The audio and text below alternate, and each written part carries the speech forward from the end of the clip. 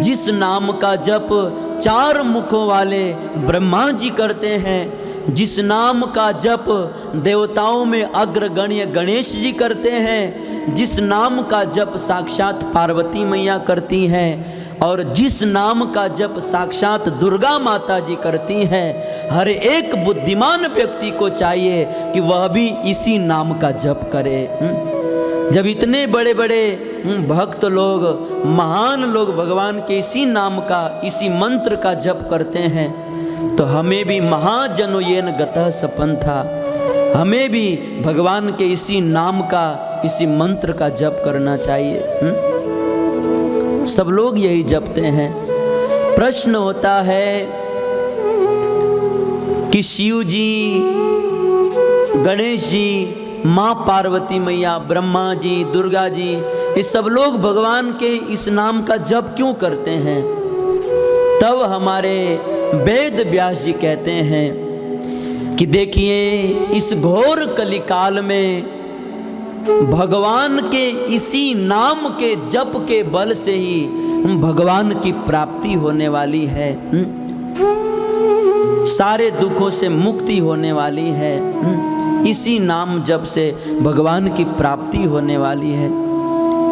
कहते हैं कि हर युगों में भगवान को प्राप्त करने की अलग अलग विधि है। जैसे सतयुग में भगवान को प्राप्त करने के लिए लाखों वर्ष तपस्या किया जाता था, तो सतयुग में जिस भगवान की प्राप्ति लाखों वर्षों तक तपस्या करने से होती थी, त्रेता युग में जिस भगवान की प्राप्ति हजारों हजारों यज्ञ करने से होती थी, द्वापर युग में जिस भगवान की प्राप्ति बड़े बड़े मंदिर बना करके विधि पूर्वक भगवान की पूजा करने से होती थी, कलयुग में उसी भगवान की प्राप्ति जो है केवल हरे कृष्ण महामंत्र का जप करने से हो जाता है। इसलिए हर एक व्यक्ति को भगवान के इस नाम का जप करना चाहिए।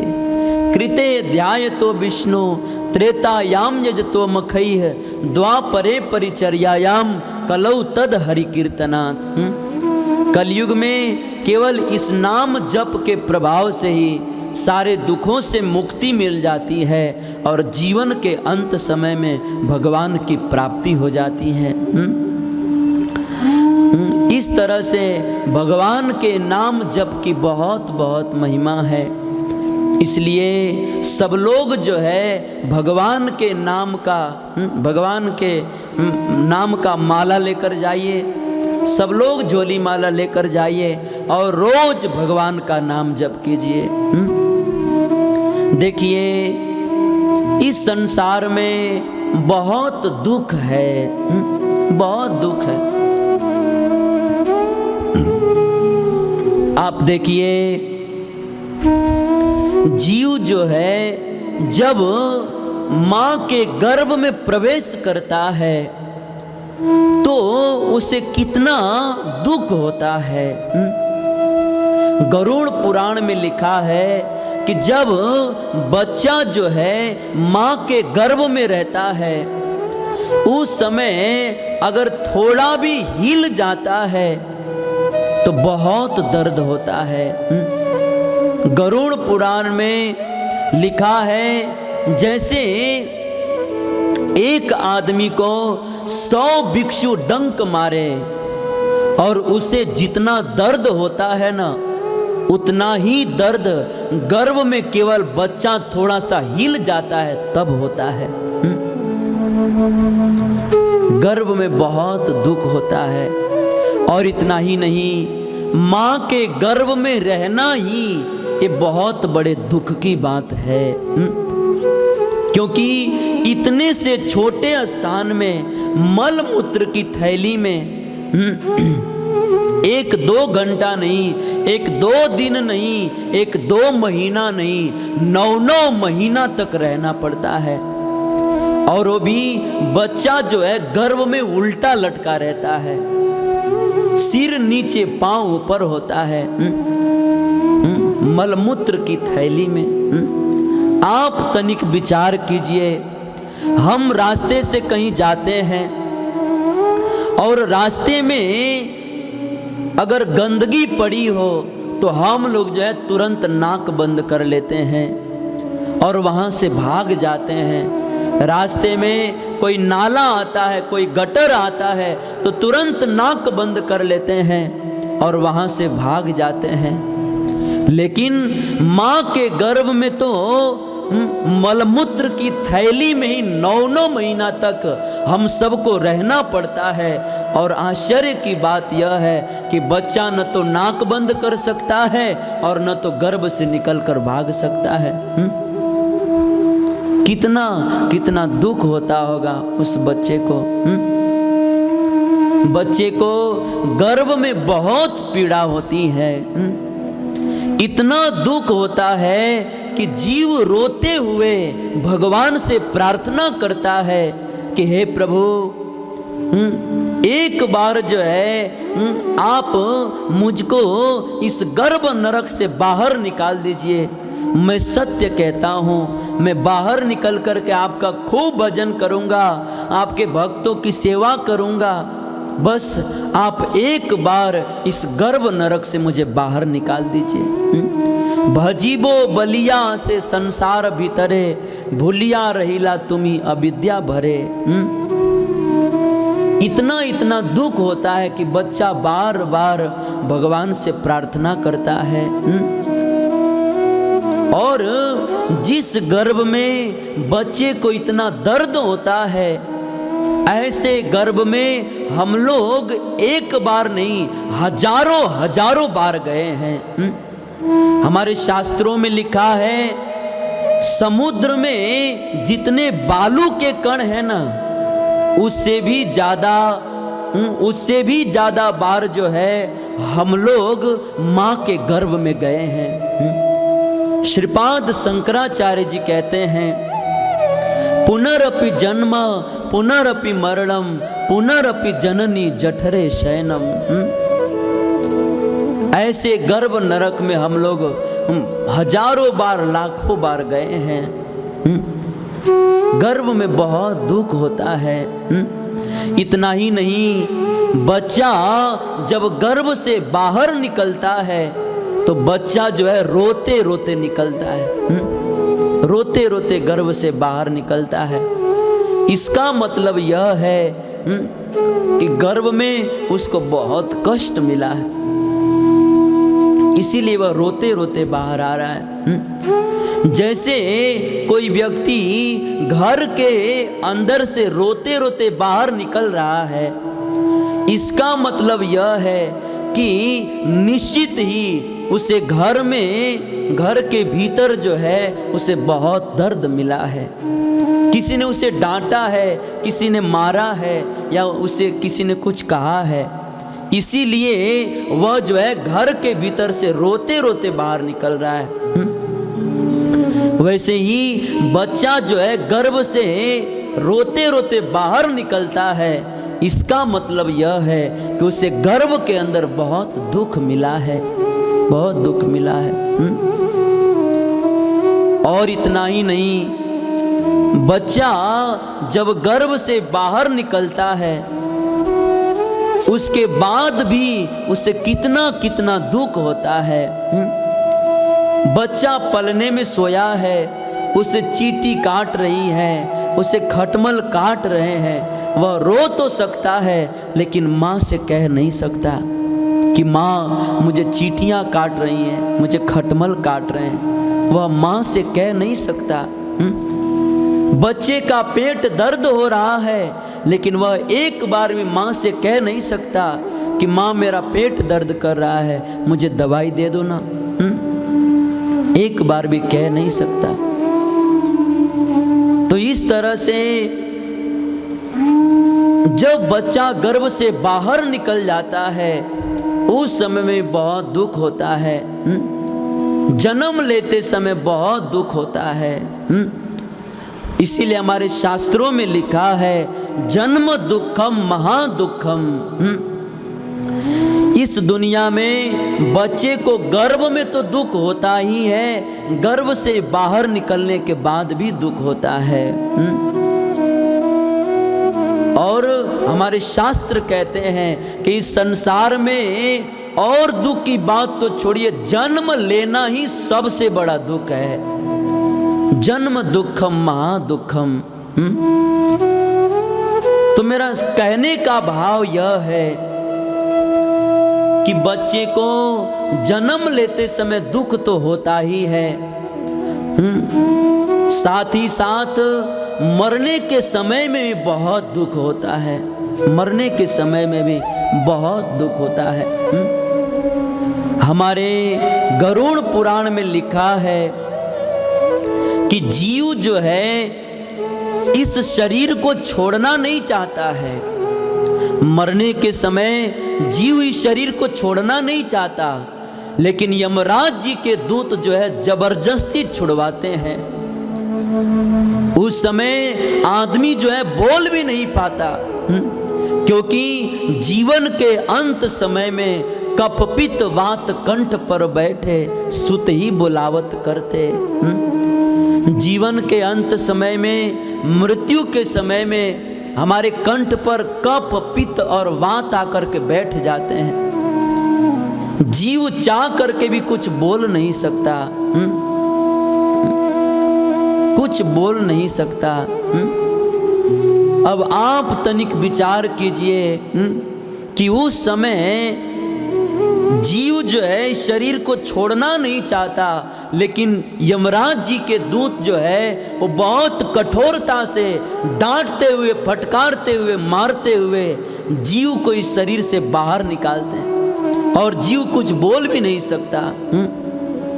अब आप विचार कीजिए उस समय आदमी को कितना दर्द होता होगा कि जिस घर में कितने वर्षों से रहे, स्त्री से प्रेम किया, बच्चों से प्रेम किया, नाती पोतों से प्रेम किया, और एक दिन उसी घर में से जबरदस्ती निकाला जाता है, और वो भी यमराज जी के दूत बोलने का मौका भी नहीं देते हैं कि जाओ आखिरी बार अपने माँ पिता से कह आओ कि मैं जा रहा हूँ। बोलने का मौका भी नहीं देते हैं। ऐसी स्थिति में जीव को कितना दर्द होता होगा। बहुत दर्द होता है।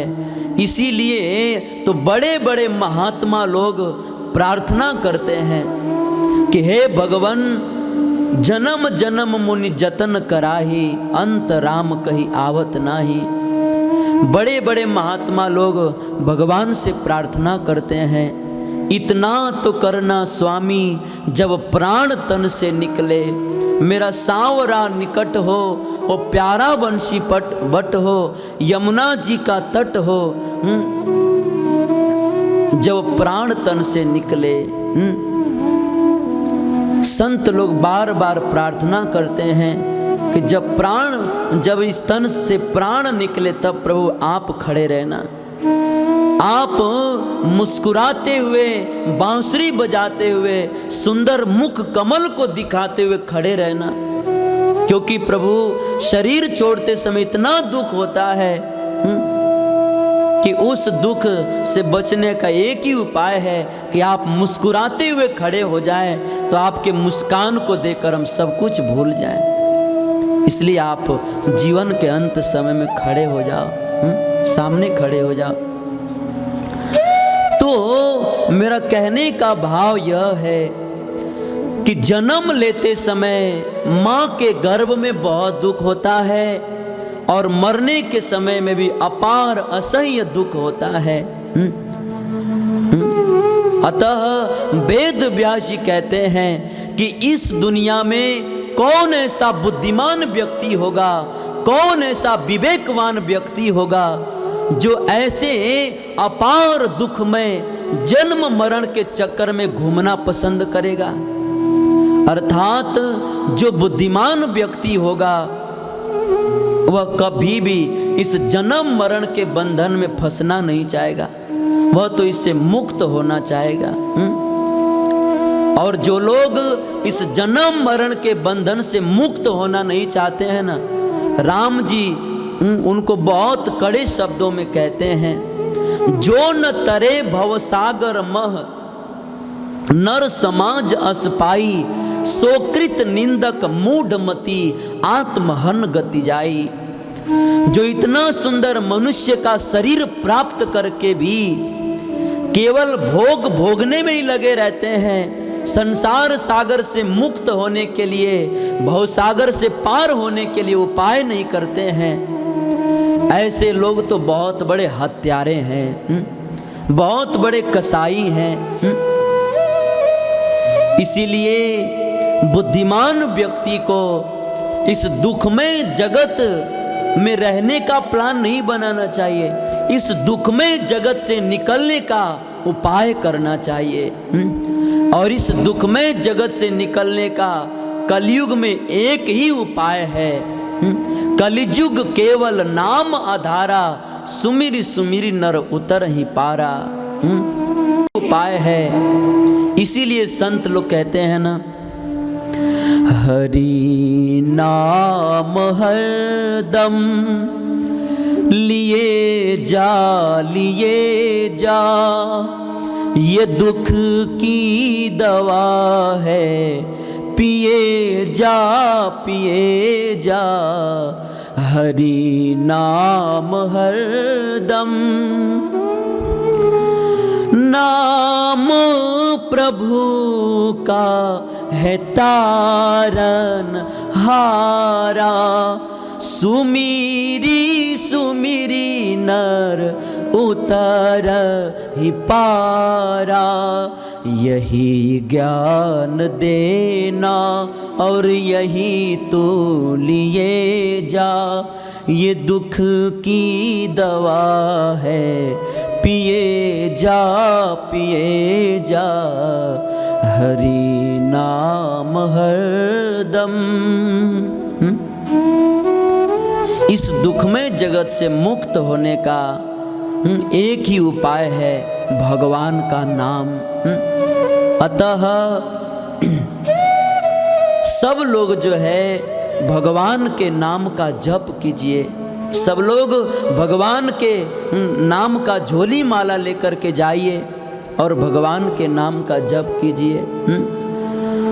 आज जो है समाज में जब हम यह बात कहते हैं कि भगवान के नाम की माला लीजिए, भगवान के नाम की माला कीजिए, तो कुछ लोग कहते हैं कि ठीक है जपेंगे, लेकिन बाद में।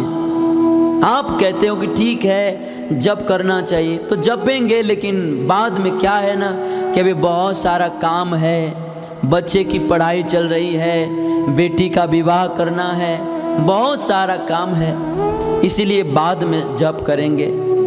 परंतु हमारे नीति शास्त्र के आचार्य चाणक्य पंडित जी कहते हैं कि देखिए 100 काम छोड़ करके भोजन करना चाहिए, 1000 काम छोड़ करके स्नान करना चाहिए, 1,00,000 काम छोड़ करके दान करना चाहिए, और 1 करोड़ काम छोड़ करके भगवान श्री कृष्ण के नाम का जप करना चाहिए, भगवान श्री कृष्ण की भक्ति करनी चाहिए। शतम विहाय भोक्तव्यम कोटिम काम त्यक्त्वा हरिम भजेत। करोड़ों काम छोड़ करके भगवान का भजन करना चाहिए। देखिए हमें जो है यह मानव तन जो है, हमें यह सुंदर मानव तन प्राप्त करके केवल भोग नहीं भोगते रहना चाहिए, क्योंकि हमें जो है यह मनुष्य शरीर वासना के बिस्तर पर जन्म लेकर के, वासना के बिस्तर पर जीते हुए और वासना के बिस्तर पर ही मर जाने के लिए नहीं मिला है। हमें यह मानव शरीर भगवान का भजन करने के लिए मिला है। देह धरे कर यह फल भाई, भजिया राम सब काम बिहाई। भगवान का भजन करने के लिए मिला है।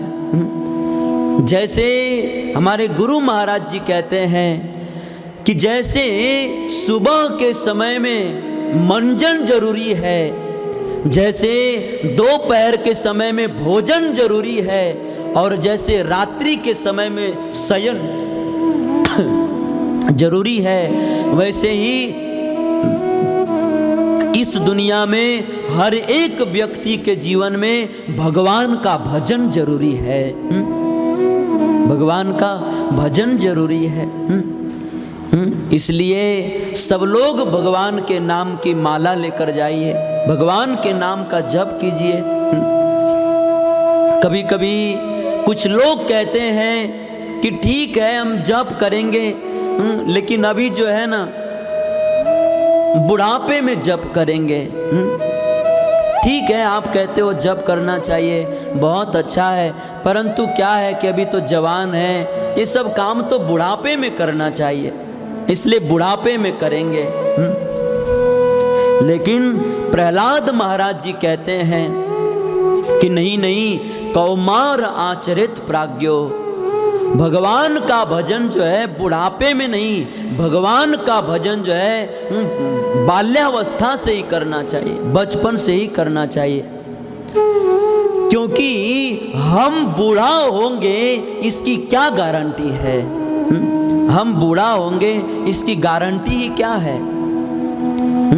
इसीलिए भर्तृहरि जी कहते हैं कि भगवान का भजन बुढ़ापा में नहीं, बुढ़ापा आने से पहले जब तक शरीर स्वस्थ है तब तक भगवान का भजन कर लेना चाहिए।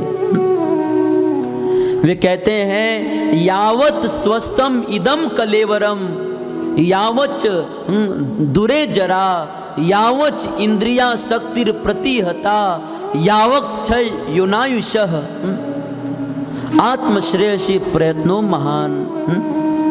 वे कहते हैं कि जब तक हमारा शरीर स्वस्थ है, जब तक इंद्रियों में शक्ति है, जब तक बुढ़ापा दूर है, बुढ़ापा आने से पहले ही हमें जो है अपने कल्याण के लिए अथक प्रयास कर लेना चाहिए। क्योंकि बुढ़ापे में भजन नहीं हो पाता है।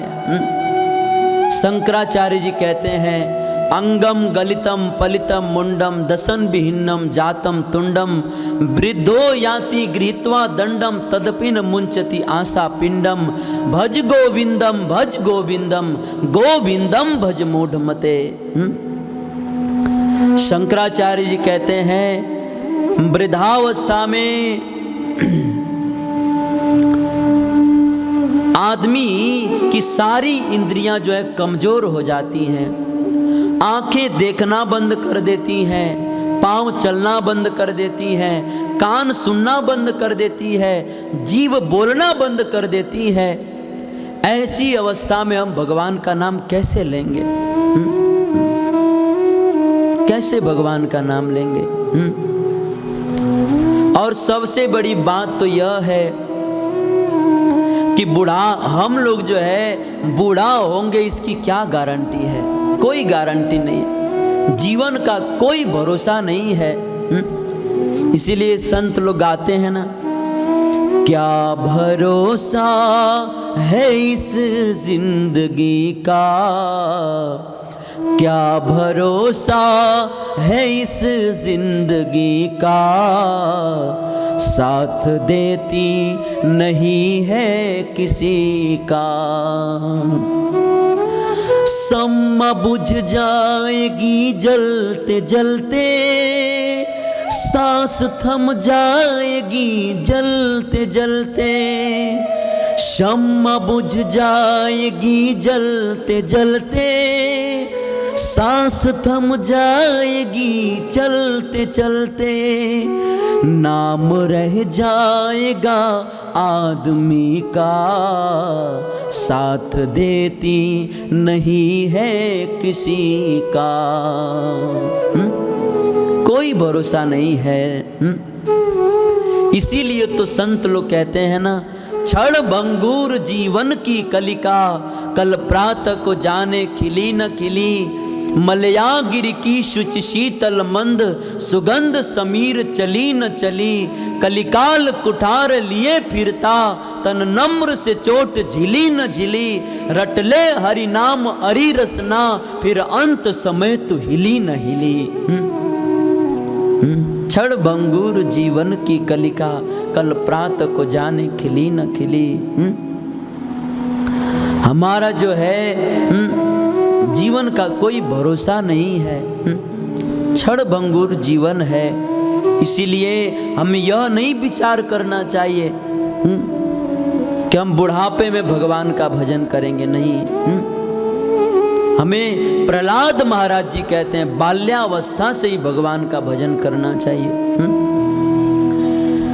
कभी कभी कुछ लोग कहते हैं कि ठीक है, आप कहते हो भगवान के नाम का जप करना चाहिए, लेकिन क्या है कि अभी हम शराब पीते हैं, तंबाकू खाते हैं, सिगरेट पीते हैं, मांस खाते हैं। अतः हम जो है मांस छोड़ देंगे ना, तब जो है भगवान का नाम लेंगे, तब हम भगवान का नाम लेंगे। नहीं तो अभी से मांस खा रहे हैं और अभी से भगवान का नाम लेंगे तो दुनिया के लोग कहेंगे हरे कृष्णा हरे हरे, मछली बने घरे घरे, रोजा करे रोज रोज, मुर्गी खाए खोज खोज। लोग ताना मारेंगे इस तरह से। इसीलिए हम जो है जब मांस मछली छोड़ देंगे ना, तब हम भगवान का भजन करेंगे। परंतु हमारे संत लोग कहते हैं कि देखिए, आप समाज और परिवार की बात मत सुनिए, क्योंकि आप कुछ भी सोचो, समाज वाले कभी भी आपका भला नहीं सोचेंगे। अगर हम जो है सामने देख करके चलेंगे ना, तो यही समाज वाले कहेंगे कि देखो देखो ये कैसे अपनी माँ बहनों को कैसे आंखें फाड़ फाड़ करके देख रहा है। और समाज की यह ताना सुन करके हम जो है सिर नीचे करके चले ना, तो समाज के लोग यही कहेंगे कि देखो देखो ये कितना अहंकारी हो गया है कि हमारी ओर देखता भी नहीं है। और समाज की यह ताना सुन करके सिर ऊपर करके चलो, ऊपर देखते हुए चलो, तो कहेंगे कि देखो देखो जरूर इसके मन में कोई ना कोई खोटा है, इसीलिए हमारे आंख से आंख नहीं मिला रहा है। और समाज की यह ताना सुन करके अपनी आंखें फोड़ लो, तो संसार के यही लोग कहेंगे देखो देखो अपने कर्म का फल भोग रहा है।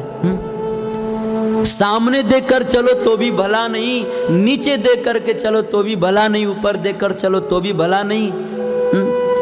दुनिया के लोग कभी दूसरे का भला नहीं सोचते हैं। इसलिए दुनिया के बातों में मत आइए। इसलिए आप जो है यह मत सोचिए कि हम जो है मांस छोड़ देंगे तब भगवान का नाम जपेंगे, नहीं। हमारे संत लोग कहते हैं कि देखिए, भगवान का नाम जो है मांस छोड़ करके नहीं लेना चाहिए, भगवान का नाम मांस छोड़ने के लिए लेना चाहिए। जैसे गंगा में पवित्र हो करके नहीं नहाया जाता है, पवित्र होने के लिए नहाया जाता है, वैसे ही भगवान का नाम पवित्र हो करके नहीं लिया जाता है, भगवान का नाम पवित्र होने के लिए लिया जाता है। इसलिए आप भले ही मांस खा रहे हो, कोई बात नहीं, भगवान के नाम का जप कीजिए। भगवान के नाम में इतनी शक्ति है, इतना बल है कि भगवान का नाम जब आप चालू करेंगे तो आपके भीतर की बुराइयां कब छूट जाएंगी, कब दूर हो जाएंगी, आपको पता भी नहीं चलेगा, पता भी नहीं चलेगा। इसीलिए यह मत सोचिए कि मैं मांस छोड़ दूंगा तब भगवान का नाम लूंगा, नहीं। एक बात ध्यान रखिए, मैं यह नहीं कह रहा हूं कि आप मांस खाइए, मांस को तो छोड़ ही देना चाहिए, मांस को तो छोड़ ही देना चाहिए। लेकिन कदाचित आप जो है अभी नहीं छोड़ सकते तो कोई बात नहीं, आप भगवान के नाम का जप चालू कीजिए। यह मान से बुरी आदत सब अपने आप छूट जाएगा। जैसे आप पूरब दिशा की ओर चल दीजिए तो पश्चिम अपने आप ही छूट जाएगा। वैसे ही आप भगवान के नाम का जप चालू कर दीजिए, ये सारी बुराइयां अपने आप छूट जाएंगी, अपने आप छूट जाएंगी। इसलिए आप इसका विचार, मांस का, बुरी आदतों का विचार न करते हुए भगवान के नाम का जप चालू कर दीजिए।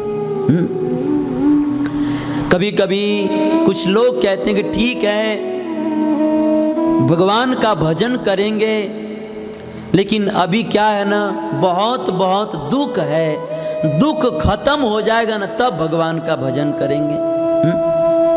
हमारे संत लोग कहते हैं ना कि दुख खत्म हो जाएगा तब हम भगवान का भजन करेंगे। यह कहना तो वैसे ही है जैसे किसी व्यक्ति को समुद्र में नहाने की इच्छा है तो वह सोचे कि समुद्र की लहरें बंद हो जाएंगी ना, उसकी लहरें रुक जाएंगी ना, तब मैं नहाऊंगा। तो ये कहाँ तक ठीक है भाई? क्योंकि समुद्र की लहरें कभी रुकती ही नहीं है, एक लहर गई तो दूसरी लहर आ जाती है। वैसे ही संसार का एक दुख जो है, संसार का दुख और संसार का काम कभी खत्म नहीं होता। आदमी खत्म हो जाता है लेकिन दुख और काम कभी खत्म नहीं होता। एक दुख गया तो दूसरा दुख आ जाता है। जैसे गौशाला में 100 गाय हैं और उनमें 99 गाय बैठी हुई है, 99 गाय बैठी हुई है और एक खड़ी है, तो आप जो है उस एक गाय को बैठाने के लिए जाएंगे ना तो पीछे से 10 गाय और खड़ी हो जाएंगी। वैसे ये संसार की समस्या है। संसार का एक समस्या आप सुलझाने जाएंगे ना तो एक तो सुलझ जाएगा, लेकिन पीछे से 10 समस्या और आके खड़ी हो जाएगी। 10 समस्या और खड़ी हो जाएगी। इसीलिए आप जो है यह मत सोचिए कि दुख खत्म हो जाएगा तब हम भगवान का भजन करेंगे, नहीं। जैसी भी परिस्थिति है भगवान का भजन चालू कर दीजिए। कभी कभी कुछ लोग कहते हैं कि हम भक्ति करेंगे, कभी कभी कुछ लोग प्रश्न करते हैं कि हम भक्ति करेंगे तो क्या घर को छोड़ना पड़ेगा? तब हमारे संत लोग कहते हैं कि नहीं नहीं, भक्ति करने के लिए घर छोड़ने की जरूरत नहीं है। हमारे शास्त्रों में लिखा है और हमारे संत लोग कहते हैं कि देखिए, हमारा शास्त्र और हमारे संत यह नहीं कहते हैं कि आप छोड़ दीजिए, नहीं। हमारे शास्त्र और हमारे संत लोग तो यह कहते हैं कि आप जो है कुछ छोड़िए मत, अपने जीवन में एक चीज और जोड़ लीजिए, जोड़ लीजिए। आप जो है जीवन में हजारों काम करते हो, उन कामों में एक काम और जोड़ लीजिए। छोड़ने की कोई जरूरत नहीं है, एक चीज और जोड़ लीजिए। आप खाने का काम करते हो, आप सोने का काम करते हो, संभालने का काम करते हो, सब कुछ करते हो, उन कामों में एक काम और जोड़ लीजिए। हम ये नहीं कहते कि आप कुछ छोड़ दीजिए, नहीं, आप एक चीज और जोड़ लीजिए, भगवान की भक्ति जोड़ लीजिए। क्योंकि आपके पास सब कुछ है, गाड़ी है, बंगला है, स्त्री है, रुपया है, पैसा है, मान है, प्रतिष्ठा है, सब कुछ है। परंतु अगर हमारे जीवन में भक्ति नहीं है तो वह सब कुछ किसी काम का नहीं है। जैसे 1000 शून्य हो, लेकिन अगर उस 1000 शून्य के आगे यदि एक अंक न हो तो उस 1000 शून्य का कोई मतलब नहीं है। वैसे ही हमारे पास सब कुछ हो लेकिन जीवन में भगवान की भक्ति नहीं है तो सब कुछ किसी काम का नहीं है, किसी काम का नहीं है। जैसे किसी व्यक्ति के पास बहुत सुंदर आँख है, बहुत सुंदर कान है, बहुत सुंदर नाक है, बहुत सुंदर पाँव है, बहुत सुंदर हाथ है, सब कुछ है, लेकिन उसके शरीर में प्राण नहीं है। अगर शरीर में प्राण नहीं है तो वो नाक हाथ कान किसी काम का नहीं है। वैसे ही आदमी के पास सब कुछ हो, लेकिन अगर जीवन में भगवान की भक्ति नहीं है तो सब कुछ किसी काम का नहीं है। किसी काम का नहीं है। राम जी कहते हैं, जाति पाति कुल धर्म बढ़ाई, धन बल परिजन गुण चतुराई, भक्ति हीन नर सो है कैसे, बिनु जल बारिद देखिए जैसे। जैसे बिना जल के बादल शोभा नहीं देता, वैसे ही बिना भक्ति के व्यक्ति जो है उसकी कोई शोभा नहीं होती। इसीलिए भगवान की भक्ति करने के लिए कुछ छोड़ने की जरूरत नहीं है। आप अपने जीवन में एक चीज और जोड़ लीजिए, भगवान की भक्ति जोड़ लीजिए। और देखिए, भगवान की इस एक भक्ति से ही हमारे जीवन के सारे समस्याओं का समाधान हो जाएगा। जैसे मान लीजिए, यदि सारे संसार में कांटे बिछाए हो, कांटे बिछे हो, कंकड़ बिछे हो, रास्ते में मल पड़े हो, गंदगी पड़े हो, तो आप जो है कितना साफ करेंगे, कितना साफ करेंगे। लेकिन आप एक काम करेंगे तो सारे समस्याओं का समाधान अपने आप हो जाएगा। क्या कि आप जो है अपने पाँव में एक जूता धारण कर लेंगे तो सारे समस्याओं का समाधान अपने आप हो जाएगा। ठीक उसी प्रकार इस संसार में बहुत समस्या है, लेकिन आप जो है अकेले कितने समस्याओं का समाधान करेंगे। लेकिन आप एक काम करेंगे तो सारे समस्याओं का समाधान अपने आप हो जाएगा। क्या? यदि आप जो है अपने जीवन में भगवान कृष्ण की भक्ति धारण कर लेंगे तो सारे समस्याओं का समाधान अपने आप हो जाएगा। इसलिए भगवान की भक्ति कीजिए। इसलिए आज जो है सब लोग भगवान के नाम का झोली माला लेकर जाइए और भगवान के महामंत्र का जप कीजिए।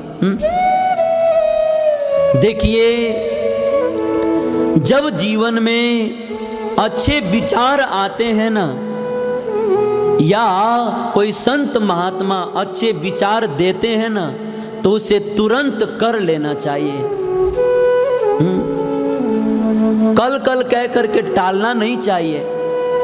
हमारे संत लोग कहते हैं, कल करे सो आज कर, आज करे सो अब, पल पल में परलय होएगा, बहुरी करेगा कब। जो कल करना है वो आज करो, जो आज करना है वो अभी करो, और जो अभी करना है वो इसी क्षण करो।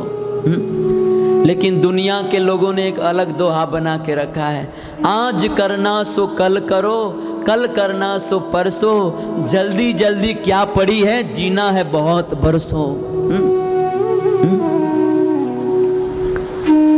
लेकिन हमें जो है बुद्धिमान व्यक्ति को चाहिए कि जब अच्छे विचार आते हो तो हमें जो है तुरंत उस कार्य को कर लेना चाहिए, क्योंकि क्या पता बाद में कोई विघ्न आ जाए।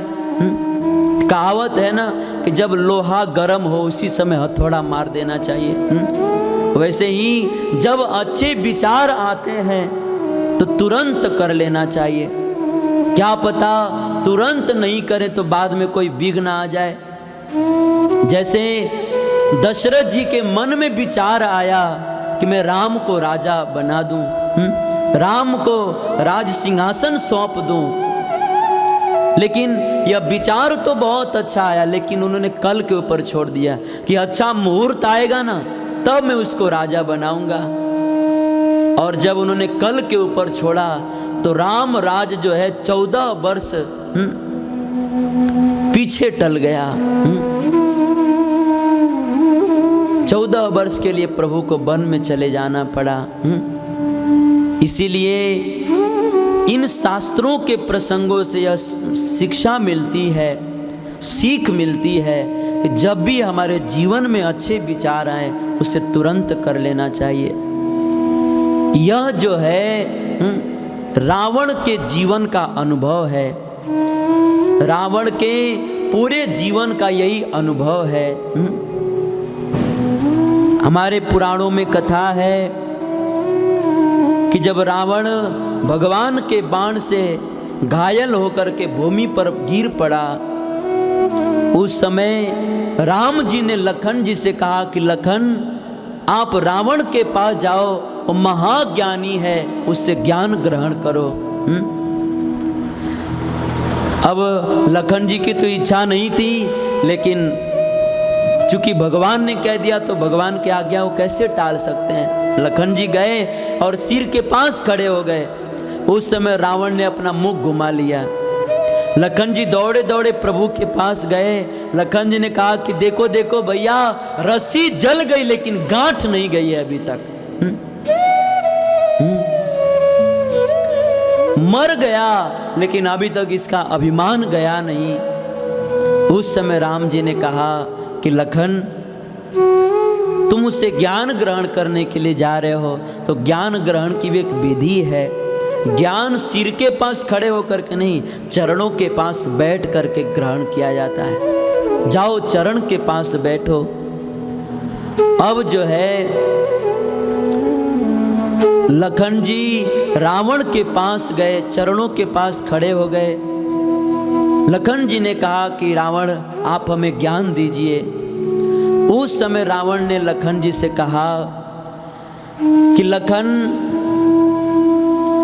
तुम्हारे जीवन में जब भी अच्छे विचार आए ना तो उसे तुरंत कर लेना, और जब बुरे विचार आए ना तो उसे कल करूँगा कल करूँगा कल करूँगा ऐसा करते करते उसे टाल देना चाहिए।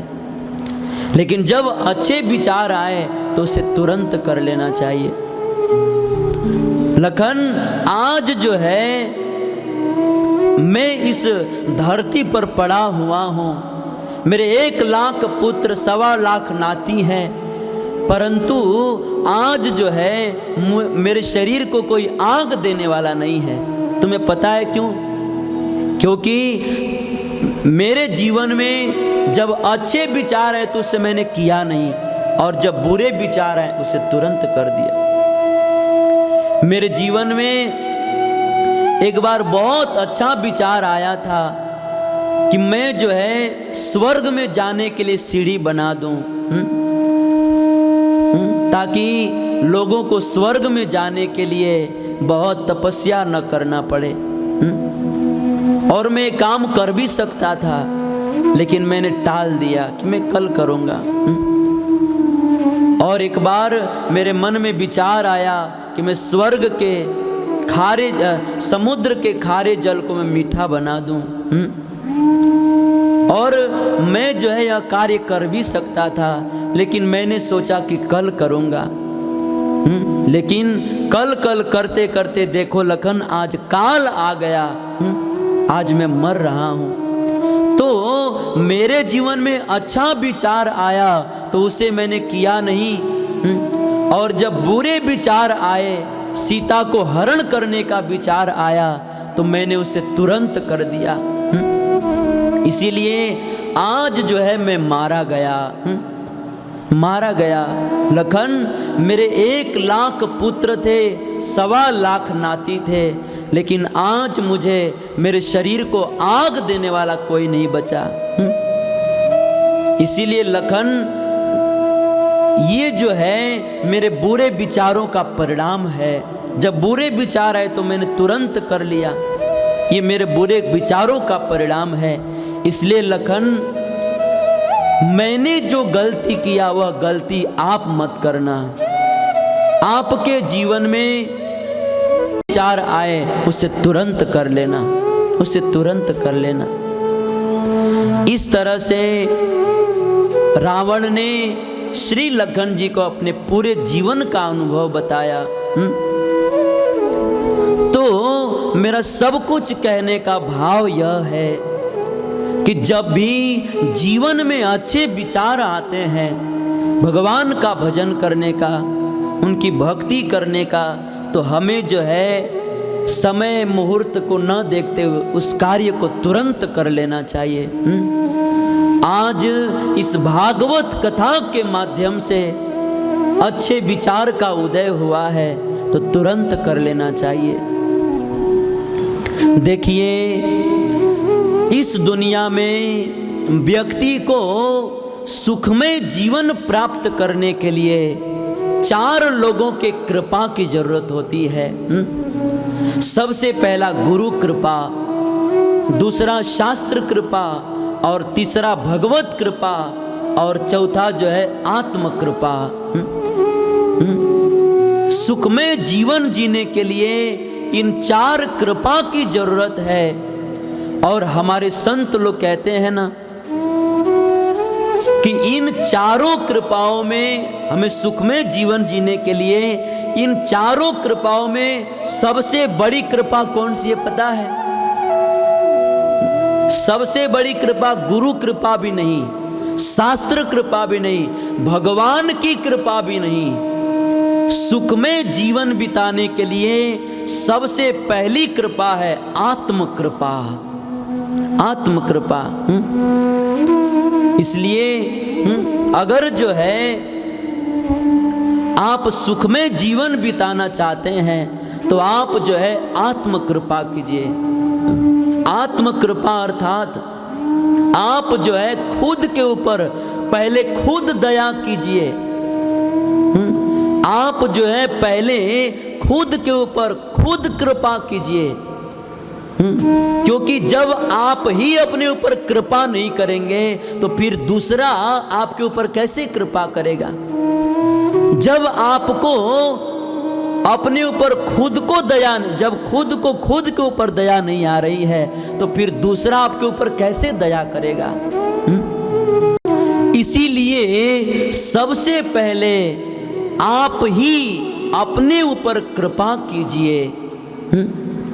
और आप अपने ऊपर कृपा यही कीजिए कि आप अपने जीवन में अपने ऊपर कृपा करके भगवान के भक्ति को स्वीकार कर लीजिए।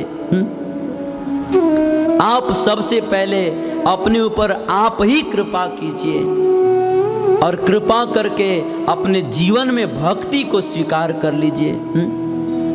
भक्ति मतलब भगवान के नाम का जप कीजिए। इसी से हमारे जीवन का दुख दूर होगा।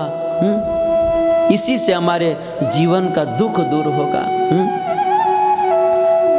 हमारे संत लोग कहते हैं ना कि देखिए, अगर हमें हमारे जीवन का दुख दूर करना है, अगर हमें सुखी होना है तो भगवान का भजन ही करना पड़ेगा। अब यह बात जो है आपको आज समझ में आए, चाहे 10 साल के बाद समझ में आए, चाहे 50 साल के बाद में समझ में आए, चाहे 100 साल के बाद समझ में आए, चाहे 100 जन्म के बाद में समझ में आए, अगर आपको सुखी होना है तो भगवान का भजन ही करना पड़ेगा, भगवान की भक्ति ही करनी पड़ेगी। अब चाहे आपको बात आज समझ में आ जाए, चाहे 100 जन्म के बाद में समझ में आए, सुखी होना है तो भगवान का भजन ही करना पड़ेगा। हमारे उपनिषद में एक बहुत सुंदर बात लिखा है कि देखिए, जैसे एक पक्षी जो है सुख पाने के लिए आकाश में कितना भी उड़ान भरे उसे थकान ही मिलेगी। अगर आराम चाहिए तो अंत में पेड़ पर ही बैठना पड़ेगा, पेड़ पर ही आना पड़ेगा। ठीक उसी प्रकार एक जीव जो है सुख पाने के लिए संसार में कितना भी प्रयास करे, कितना भी हाथ पांव मारे, उसे दुख ही मिलेगा। अगर सुख चाहिए तो अंत में भगवान की शरण में ही आना पड़ेगा।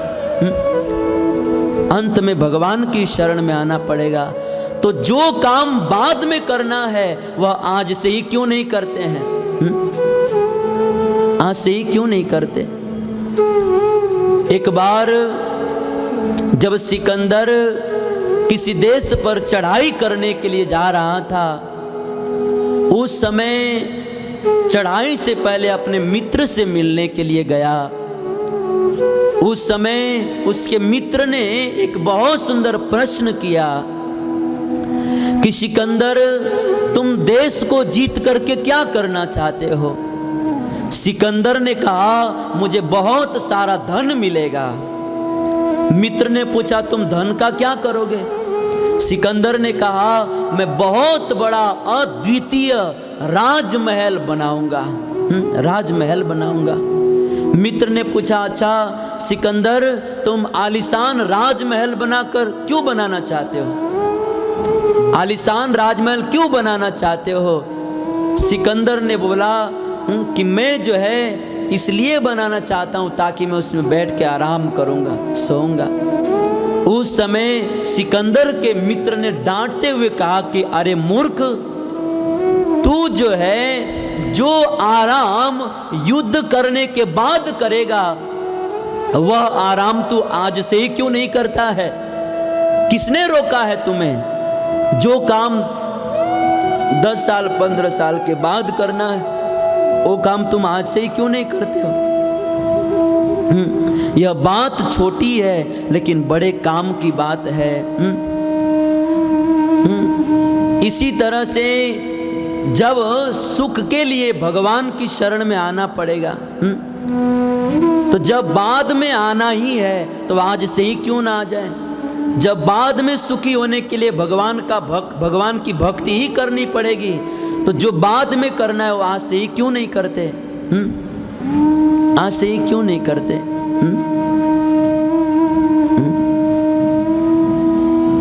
हमारे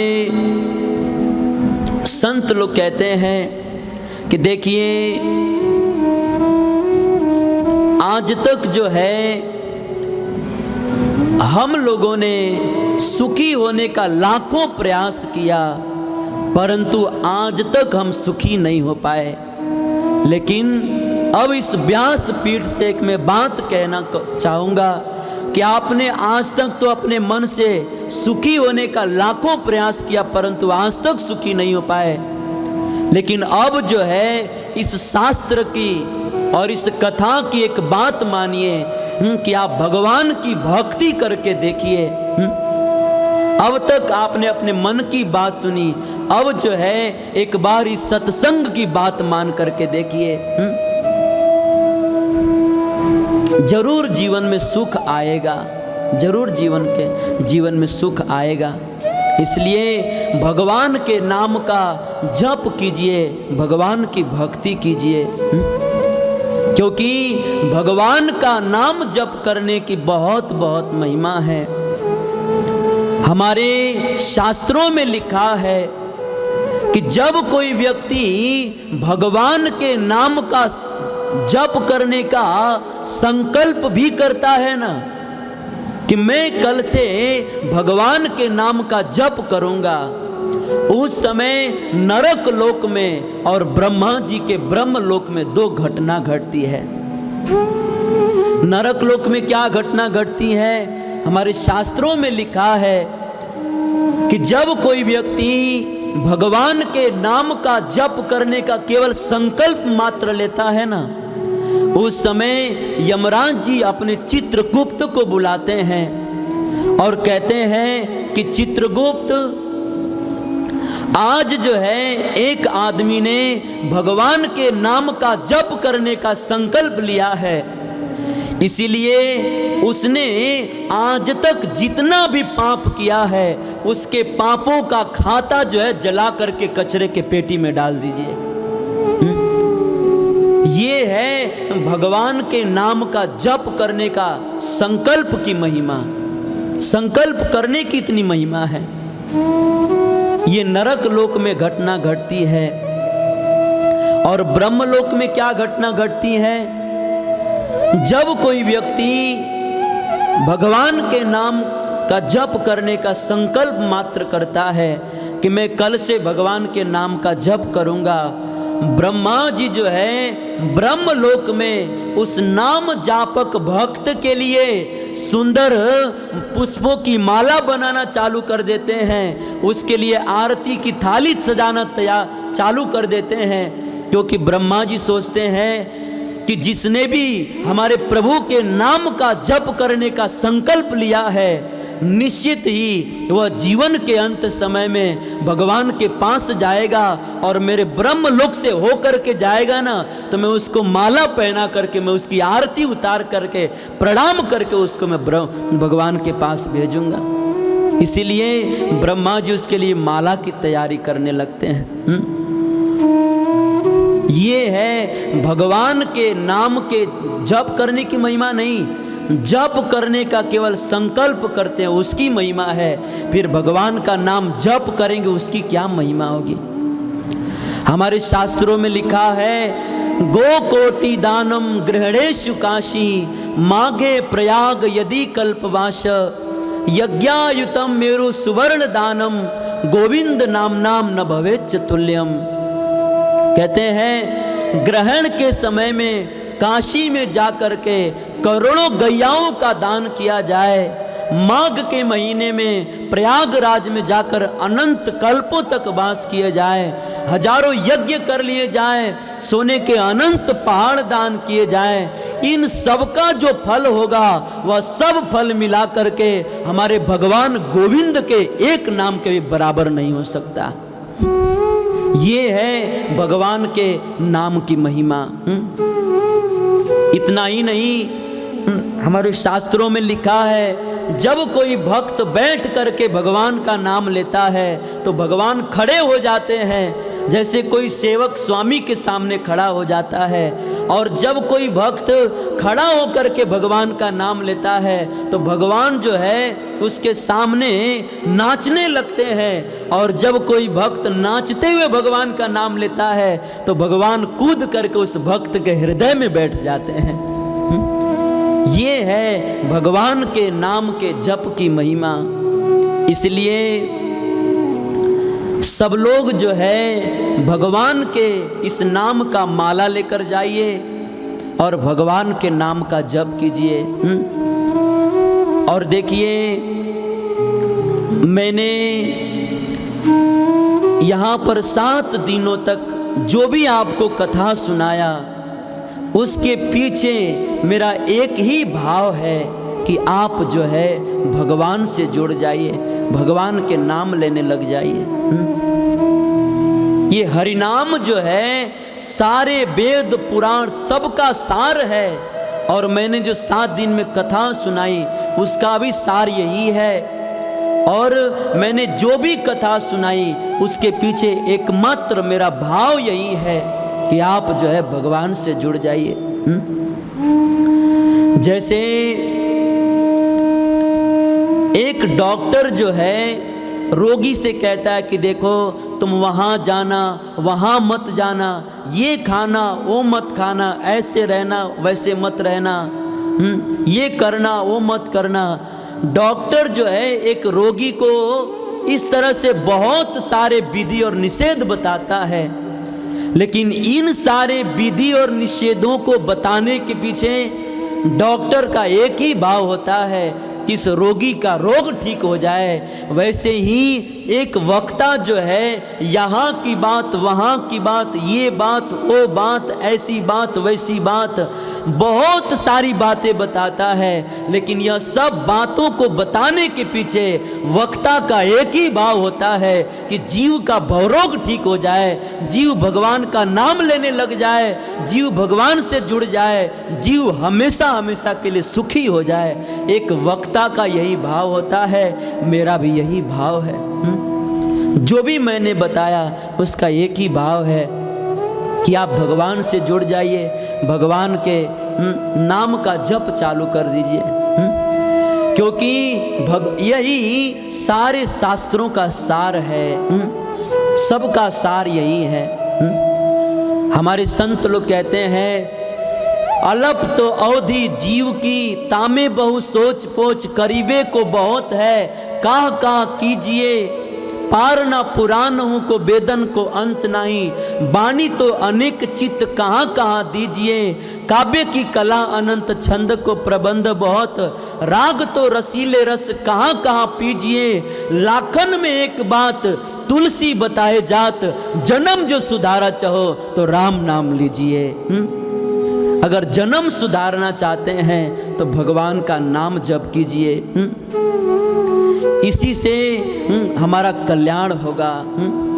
राम नाम की लूट है, लूट सके तो लूट, पाछे फिर पछताएगा जब प्राण जाएंगे छूट।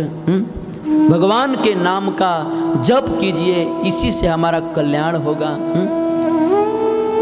इसको अपने जीवन में उतार लीजिए। देखिए, आदमी जो कमाता है ना उससे धनवान नहीं बनता है, जो कमा करके बचा लेता है ना उससे वह धनवान बनता है। जैसे जो हम पढ़ते हैं ना उससे विद्वान नहीं होते हैं, जो पढ़ करके कंठ में याद रख लेते हैं ना उससे हम विद्वान बनते हैं।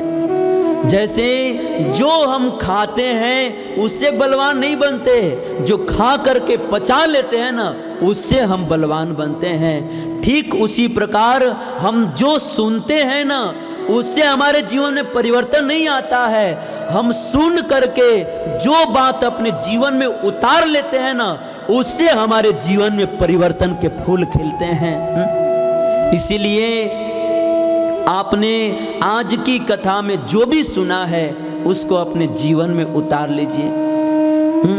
आपको 7 दिनों के कथा में कुछ भी याद रहा हो या नहीं रहा हो, अगर कुछ भी याद न रहा हो तो आप यह हरिनाम जीवन में उतार लीजिए, बस जीवन की इसी में सार्थकता है। इसको उतार लीजिए। देखिए, हम कथा में आ गए ये कोई बड़ी बात नहीं, हम कथा में आ गए ये कोई बड़ी बात नहीं, कथा हम में आ जाए ये सबसे बड़ी बात है। आप कथा में आए बहुत अच्छी बात, लेकिन कथा की यह सार रूप में जो बात है यह आप में आ जाए तो ये बहुत बड़ी बात होगी। इसलिए भगवान के नाम का जप प्रारंभ कर दीजिए। कुछ लोग हमसे कहते हैं, कथा के बाद हमसे कुछ लोग कहते हैं कि प्रभु जी हम आपकी कथा सुनकर के बहुत प्रभावित हुए। जब ऐसे लोग कहते हैं ना तो मैं सच कहता हूँ कि ऐसा लगता है ना कि कोई व्यक्ति हथौड़ी से मेरे सीने पर मार रहा हो, क्योंकि मेरी कथा की सार्थकता प्रभावित होने में नहीं है। मेरी कथा तो तब सार्थक होगी जब आप मेरी कथा सुन करके प्रभावित न हो करके आप प्रभु भावित हो जाए ना, तब मैं समझूंगा कि मेरा कथा करना सफल हो गया। वास्तव मेरी कथा की सार्थकता इसमें है कि आप प्रभावित नहीं, आप प्रभु भावित हो जाइए। बाकी प्रभावित करने का काम तो एक वेश्या भी कर लेती है अपने नाच गान कला से। तन मन धन हरन को वेश्या परम प्रवीण। इसलिए मेरी कथा की सार्थकता तो इसी में है कि आप जो है प्रभु भावित हो जाए, और प्रभु भावित तभी होंगे जब भगवान के नाम का जप प्रारंभ करेंगे। इसलिए आप सबसे मेरी प्रार्थना है कि आप जो है भगवान के नाम का जप कीजिए और सब लोग माला लेकर के जाइए। यही जो है पूरे 7 दिन के कथा का सार है, निचोड़ है, रस है, यही सब कुछ है। भगवान के नाम का जप कीजिए। अब जो है इसी से हमारा कल्याण होगा, इसी से हमारा दुख दूर होगा, इसी से हमारा जन्म मृत्यु का बंधन खत्म होगा, और इसी से जीवन के अंत समय में हमको भगवान के धाम की प्राप्ति होगी, इस नाम जप से ही। इसलिए सब लोग माला लेकर के जाइए। अब देखिए, डॉक्टर का काम होता है रोगी को दवाई बता देना, अब लेना या न लेना अब तो रोगी के ऊपर निर्भर करता है। वैसे ही मैंने आप सबको डॉक्टर की तरह सब कुछ बता दिया, अब करना या न करना अब आपके हाथ में है। अब जो है इस तरह से प्रहलाद महाराज जी अपने मित्रों को बहुत सुंदर उपदेश दे रहे हैं कि हे मेरे मित्रों, दुर्लभम मानुषम जन्म, यह मनुष्य शरीर बहुत दुर्लभ है, इसे पा करके भगवान का भजन करना चाहिए। इस तरह से प्रहलाद महाराज जी अपने मित्रों को जो उपदेश दे रहे हैं, उसी को आज जो है मैंने इस भागवत कथा के सार के रूप में आप सबके समक्ष प्रस्तुत किया। कोई त्रुटि हुई होगी तो इसमें क्षमा कीजिएगा। आइए अब जो है हम भागवत का अंतिम श्लोक उच्चारण कर लें, ताकि ये नियम है कि भागवत के अंतिम दिन में पूरी भागवत तो पूर्ण नहीं हो पाती है, कम से कम शुरू और अंत का उच्चारण कर लेना चाहिए। अतः हम लोग अंतिम श्लोक उच्चारण कर लेंगे। नाम संकीर्तनम यस्य सर्व पाप प्रणाशनम प्रणामो दुख शमनस्तम नमामि हरि परम। अब जो है इस तरह से संक्षिप्त में संपूर्ण भागवत पूर्ण होता है। मैंने 7 दिन तक आप सबको यहाँ पर भागवत की कथा सुनाया। इसमें मैं सहर्ष स्वीकार करता हूँ कि जरूर ही कुछ न कुछ बोलने में त्रुटि रही होगी। मेरे शब्द बहुत कड़वे हैं, मेरी वाणी जो है बहुत कड़वी है। इस व्यासपीठ से कुछ कठोर शब्द भी निकले होंगे। जो कुछ भी मन से, वाणी से, कर्म से, जो कुछ भी मेरे किसी भी प्रकार के व्यवहार से आप सबको कोई कष्ट पहुंचा होगा, तो आप जो है मुझे अपना पुत्र दास समझ करके क्षमा कर दीजिएगा। आप सब लोगों ने बड़े प्रेम से ध्यान से श्रवण किया, इसके लिए आप सबका बहुत बहुत धन्यवाद। हरे कृष्णा।